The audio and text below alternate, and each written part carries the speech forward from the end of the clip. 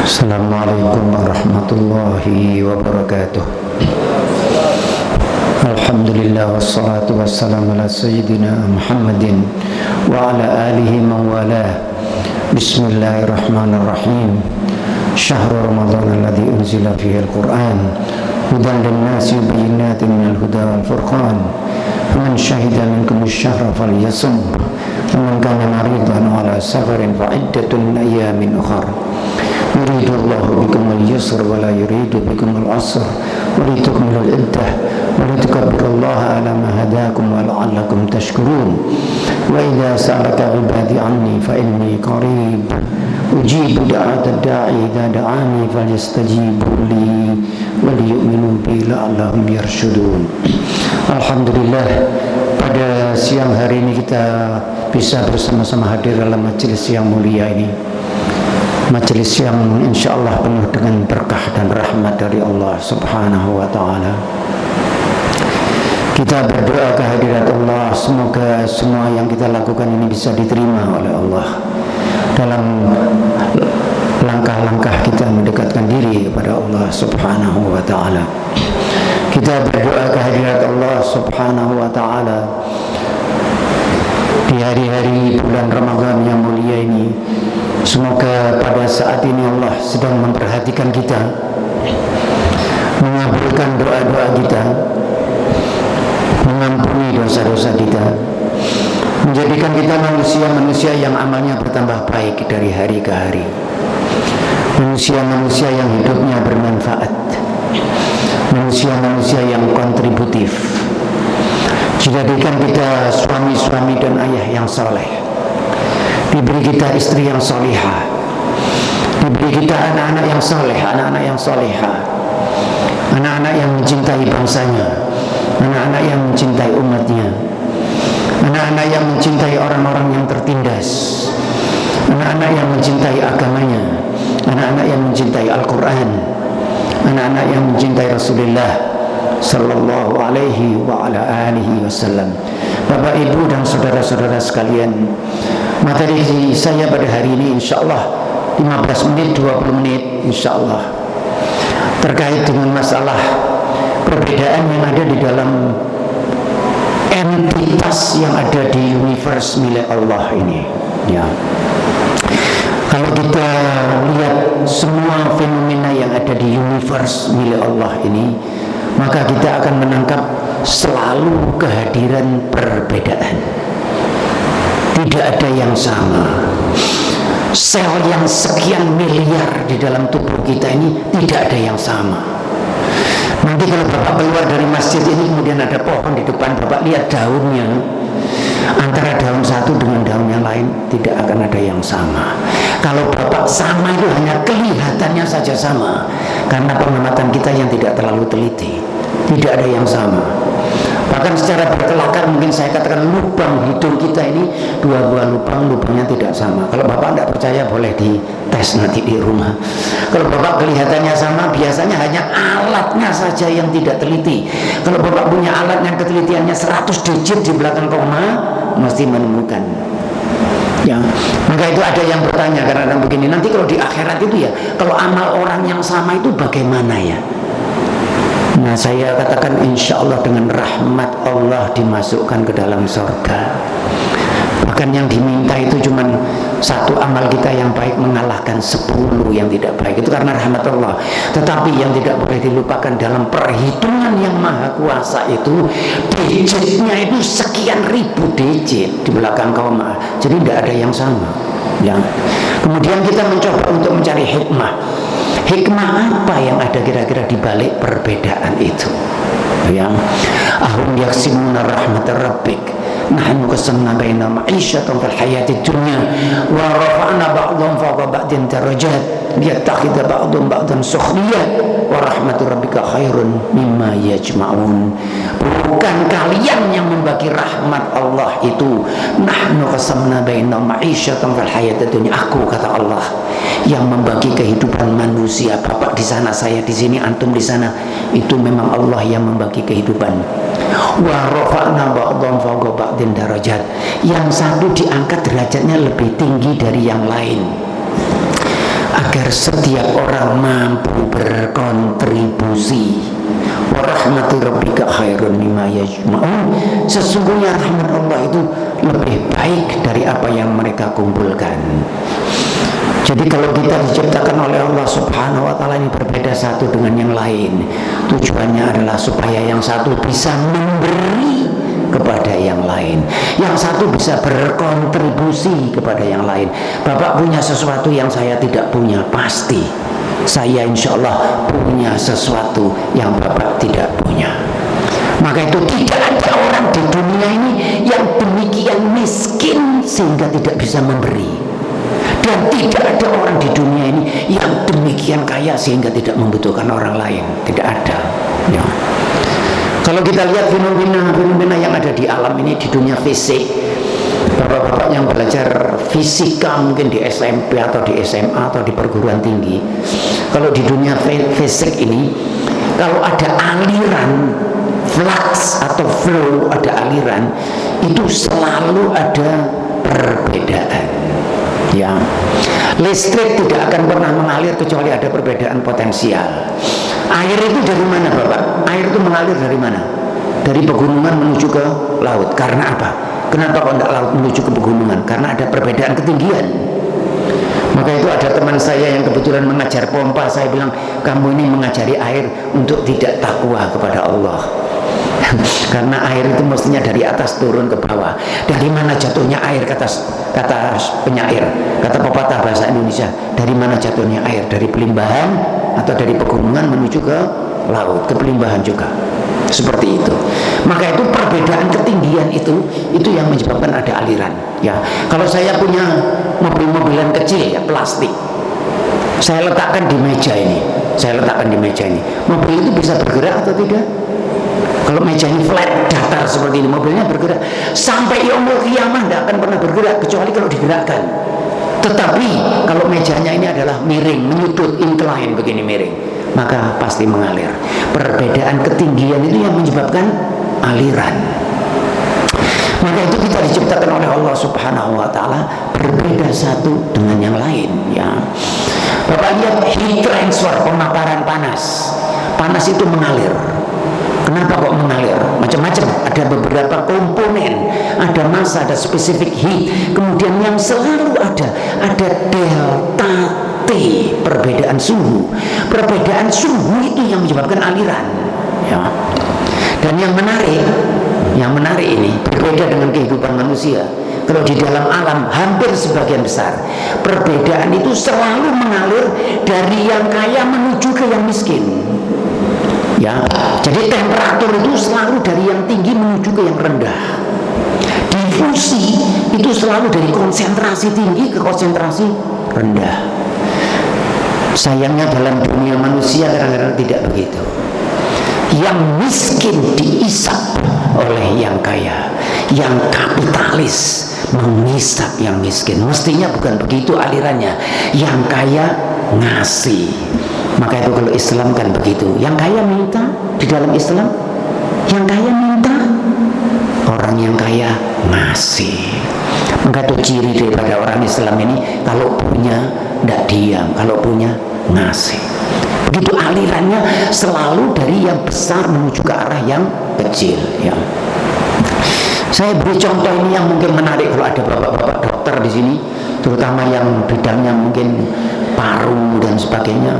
Saya kira contoh ini sangat baik. Kita ini dalam proses bernafas ini ada namanya inhalation, exhalation. Bahasa Indonesianya inhalasi, ekshalasi. Saya mengisap bukan menghisap. Bahasa Indonesianya mengisap bukan menghisap. Kalau hisap menghitung, mengisap. Saya mengisap inhalation atau inhalasi. Bahasa Indonesianya inhalasi, ekshalasi. Pakai KS, ekshalasi. Saya mengisap nafas, saya menghembuskan nafas. Wah, itu fenomenanya sangat menarik. Ketika saya mengisap nafas ini, apa yang terjadi? Saya mengambil oksigen, masuk saya lewat trachea, masuk ke dalam paru-paru, disimpan dalam kantong-kantong di paru-paru yang namanya alveolus atau jamaknya alveoli, seperti alumnus, alumni, alveoli. Beribu alveolus, kantong udara di paru-paru kita, berjuta bahkan kantong udara yang tidak bisa dilihat kecuali dengan mikroskop yang besar.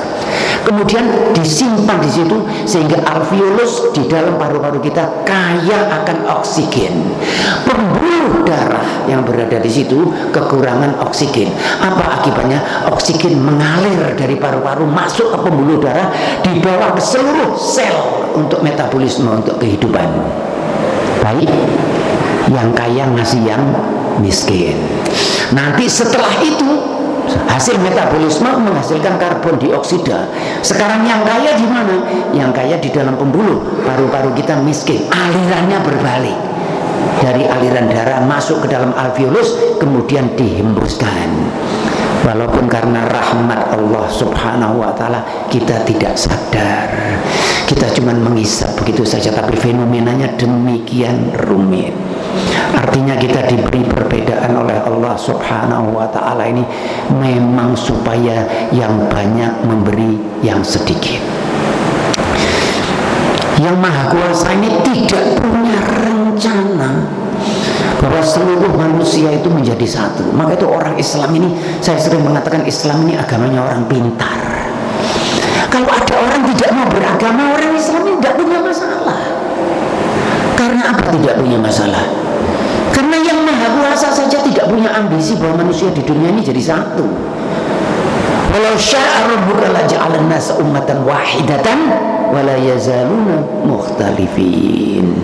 Wa bidzalika khalaqahum wa tammat kalimatu rabbika la amla'anna jahannama minal jannati wan nasi ajmain. Walau syaa rabbuka laja'alan nasa ummatan wahidah. Di ayat yang lain walau syaa rabbuka la amanna man fil ardi kulluhum jami'a afa anta tukrihun nas hatta yakunu mu'minin. Kalau Tuhan mau semua manusia ini dijadikan satu. Kalau manusia ini tidak jadi satu, artinya bukan itu keinginan Allah. Maka itu kita tidak punya masalah dengan manusia yang berbeda, yang beriman tidak beriman. Orang Islam tidak punya masalah, cuma dakwah saja. Karena kalau yang maha kuasa mau semua manusia di dunia ini jadi satu, tapi bukan itu kehendak Allah subhanahu wa ta'ala. Ya. Baik, saya tutup ini. Saya khawatir kalau terlalu panjang, ya.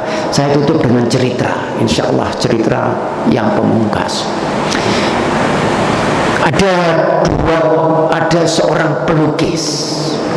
Nah ini saya tuliskan di dalam buku yang barangkali ya 15 atau 20 halaman. Cerita tentang dua orang pelukis ini. Ada seorang yang ahli melukis, maestro, ya. Kemudian ada seorang yang datang ingin belajar kepada sang maestro ini, dan dia belajar untuk melukis, dan setiap saat dia belajar. Nah, murid yang belajar ini setiap saat menunjukkan karyanya kepada gurunya, tapi gurunya itu tampaknya tidak terlalu apresiasi lah dengan apa yang diajarkan muridnya ini. Gimana ini Pak Guru? Ya bagus gitu aja. Sehingga muridnya ini kehilangan kepercayaan diri dan merasa bahwa gimana setiap saat saya menghasilkan sesuatu ini kok tidak pernah bagus. Ya, singkat cerita, pada pertemuan yang terakhir muridnya mengatakan hari ini pertemuan yang terakhir karena setelah ini saya akan berhenti berguru kepada sang maestro karena tidak ada manfaatnya, karena tidak pernah mendapatkan apresiasi. Kemudian dia mulai melukis karyanya yang terakhir, dan ternyata yang dilukis itu bapak-bapak, kanvas ini ada air di meja yang tertumpah ke kanvas sehingga cat itu jadi berlepotan di kanvas, tidak karu-karuan lah. Kemudian coba dibersihkan, dan semakin dibersihkan semakin gambarnya menjadi bentuk yang tidak beraturan. Kemudian muridnya ini dengan penuh kegelisahan, tetapi karena hari itu adalah tenggat, hari terakhir, maka dia datang dengan membawa karyanya itu yang diupayakan dengan pokoknya dibetulkan, tetapi kaya yang berlepotan, datang kepada gurunya, ditunjukkan kepada gurunya. Nah ini yang menarik, gurunya melihat karyanya itu, kemudian gurunya berhenti sebentar, kemudian dijauhkan, kemudian mundur lagi. Muridnya heran, apa ini maksudnya? Kemudian gurunya mengatakan yang tidak pernah diduga oleh muridnya, hari ini kamu menghasilkan karyamu yang paling gemilang. Muridnya malah heran, kok iso iki gemilang. Terus dia memberi alasan, ini begini Pak Guru. Enggak perlu alasan. Kata gurunya, karyamu ini adalah karya yang gemilang karena karyamu adalah karya original. Sejauh ini kamu cuma nyontoh aku. Maka itu saya tidak apresiasi. Dalam hidup ini jangan nyontoh orang, diilhami boleh pasti, tapi Allah Subhanahu wa taala menjadikan kita ini unik. Saya punya keponakan mengatakan kepada saya begini, saya ini ingin jadi nanti seperti antum, seperti saya. Ojo, saya tidak ingin jadi seperti guru saya. Seringkali murid itu yang gagal ya dalam berkiprah karena ingin jadi gurunya. Saya tidak ingin jadi guru saya ingin lebih dari guru saya. Walaupun saya belajar dari guru, pasti Allah Subhanahu wa ta'ala memberi kita ini sesuatu. Jangan overestimate terhadap kemampuan diri, tetapi jangan underestimate. Jangan cuma mengatakan, oh dia bisa, dia nih, aku gak iso aku. Ya, maka itu kita perlu punya keyakinan diri sendiri. Dulu kalau ada orang mengarang buku Bapak 300 halaman, 400 halaman, saya kira, wah nih aku gak kira iso aku. Saya bisa mengarang 400 halaman, tidak terlalu sulit, butuh waktu setahun 2 tahun pasti. Ya, tidak mudah. Tetapi Bapak bisa ngarang 300 halaman, mesti Bapak bilang tidak bisa kalau Bapak mau. Tetapi sulit, pasti, tetapi bisa. Karena Allah Subhanahu wa ta'ala memberi setiap manusia itu punya kelebihan. Setiap manusia punya sesuatu. Dan di dalam kehidupan ini, kita ini adalah berkiprah, berkontribusi. Maka itu ada orang yang mengatakan, wah kita itu Pak kalau sudah pensiun itu bahaya Pak, sudah tidak bisa apa-apa. Itu ciri orang tidak kreatif gitu. Kalau orang yang tidak kreatif itu begitu pensiun tiba-tiba gelebak di rumah, dimana tidak bisa berdaya. Siapa yang mengatakan begitu? Ketika sebuah pintu tertutup, pintu yang lain insya Allah terbuka dengan syarat memang kita mau. Mudah-mudahan Allah Subhanahu wa ta'ala menjadikan kita ini orang-orang yang kontributif. Ya, hidup ini cuma satu kali, maka hidup ini harus berkontributif.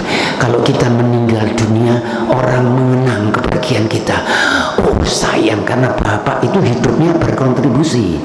Maka itu kata Syafi'i, waladatka ummuka baqiyan mustasrikhan wan nasu haulaka yadhakuna sururan faharis li nafsika an takuna idza baqau fi yaumi mautika dhahikan masruran.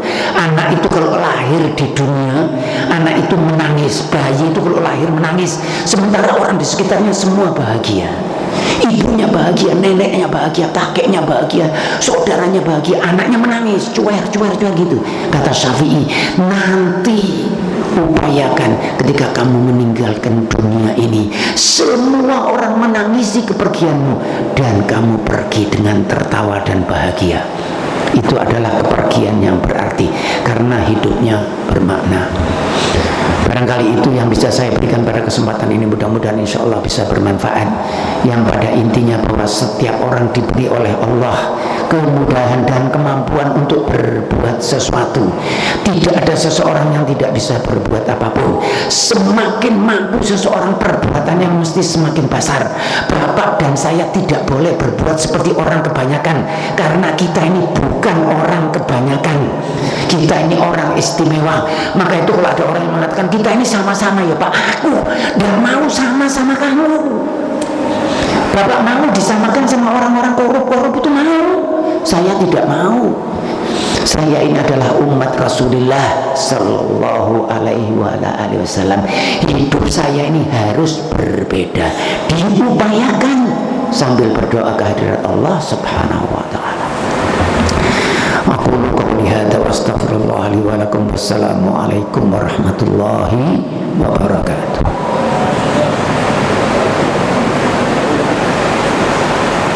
Sampai. Oh silakan. Kalau memang. Cek, Bapak Ibu, ini Prof membuka sesi tanya jawab. Jadi bagi para jamaah, barangkali ada unek-unek, ada pertanyaan seputar seputar tema atau di luar tema, monggo. Di luar tema, Prof. Kalau bisa seputar tema aja. Seputar tema aja. Monggo, kami persilahkan.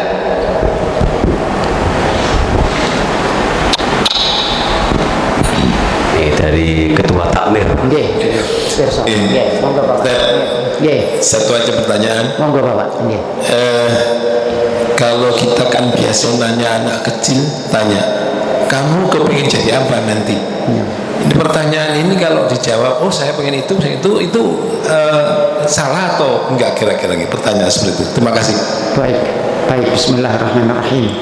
Saya punya cerita yang mirip dengan itu. Yang ada seorang ayah yang bertanya kepada anaknya, bukan mengapa bersusah-susah puasa, bukan.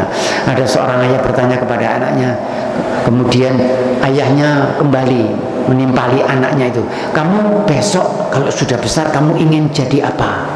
Kata ayahnya. Kemudian anaknya mengatakan, aku ya besok kalau aku sudah dewasa aku ingin jadi seperti ayah.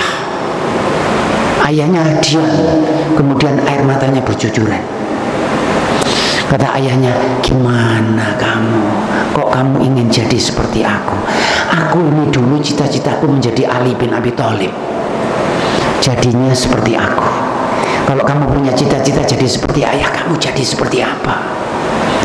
Maka itu anak ini mesti punya cita-cita yang tinggi. Jadi orang yang istimewa.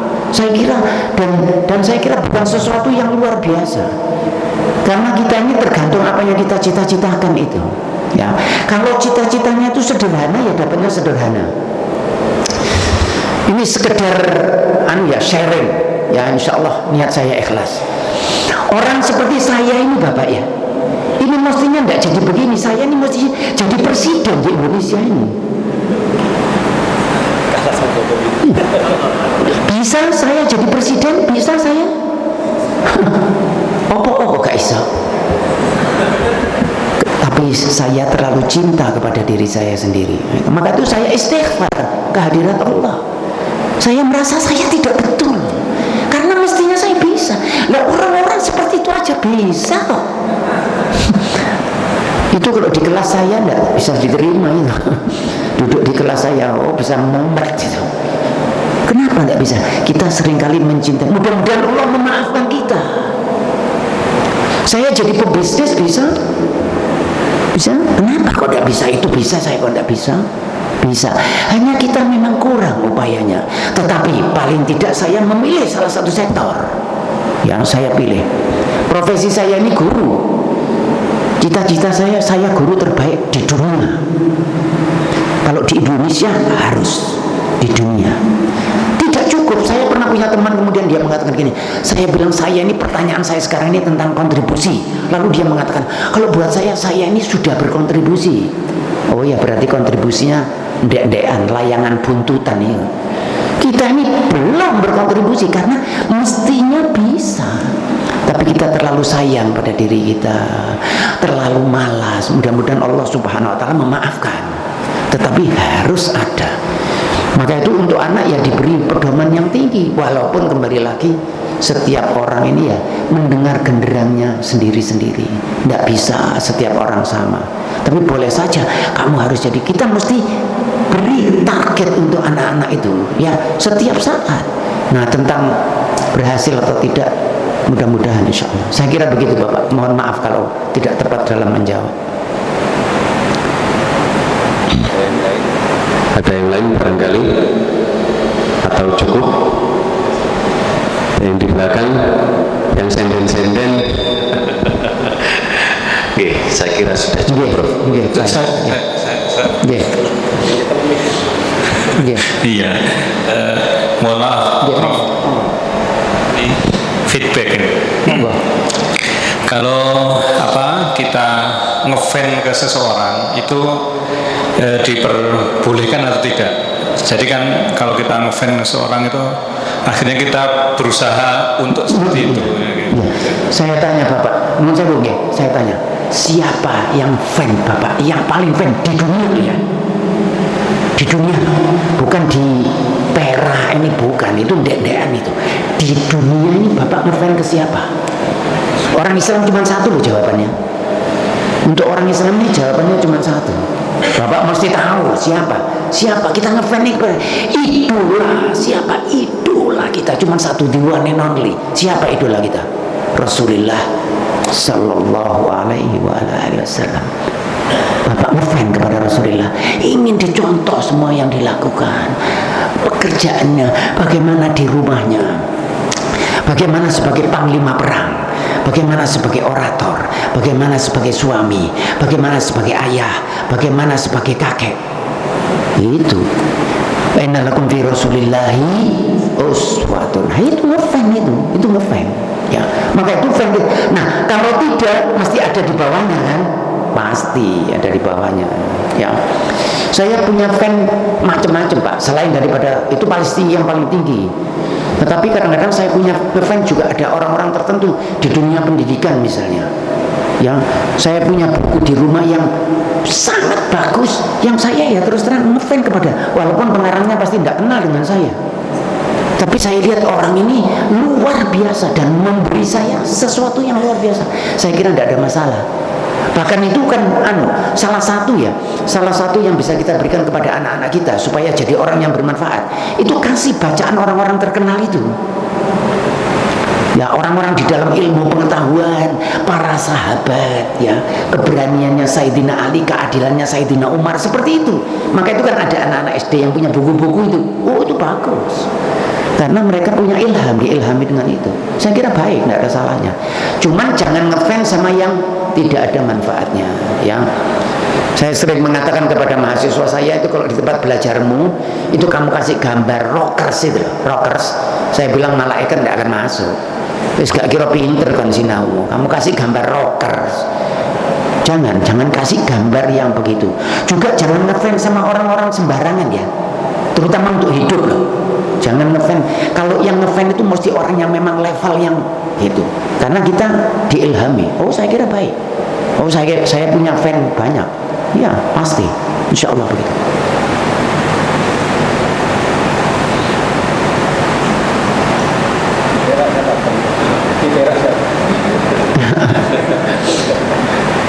Biasanya fans kita ini biasanya diri sendiri. Bapak paling ngefans pasti pada diri sendiri. Siapa orang yang paling Bapak cintai di dunia ini? Diri sendiri kan? Betul atau enggak? Ada yang enggak? Kalau ada yang enggak berarti diragukan kemanusiaannya. Ini enggak normal ya. Kalau manusia normal pasti dirinya sendiri dan tidak ada yang salah. Bapak kalau zakat yang diminta sama Yang Maha Kuasa berapa? 2,5%. Yang 37, yang 39 bagian untuk Bapak. Cukup itu. Sebenarnya yang diminta tidak banyak. Artinya kalau kita mencintai diri sendiri itu normal-normal saja. Tidak ada yang salah. Yang salah itu ketika mencintai diri sendiri berlebihan sehingga tidak mau lihat orang lain. Itu aja. Tetapi kalau Bapak mencintai diri sendiri 2,5%, Bapak kasihkan yang 97,5% untuk Bapak. Tidak ada masalah. Ya. Tetapi jangan lupa juga sedekahnya, apalagi yang duitnya makin banyak. Doakan, saya ini doakan zakatnya itu 100 miliar, 200 miliar gitu loh Bapak. Bapak kalau zakatnya 200 miliar berarti uangnya berapa? 40 kali lipat kan. Tapi biasanya orang masih mikir, kok akeh zakatnya? Masih mikir yang dikeluarkan, tidak mikir yang punya. Nah, memang manusia begitu. Wah, diratil anfusus, jiwa kikir itu memang melekat. Maka itu yang kikir siapa di antara kita ini? Semua. Bapak kikir atau enggak? Oh ya itu. Karena kalau enggak kikir diragukan kemanusiaannya. Kok ada manusia enggak kikir? Mesti. Cuma jangan berlebihan itu. Saya kira begitu. Mohon maaf kalau ada yang kurang. Assalamualaikum warahmatullahi wabarakatuh.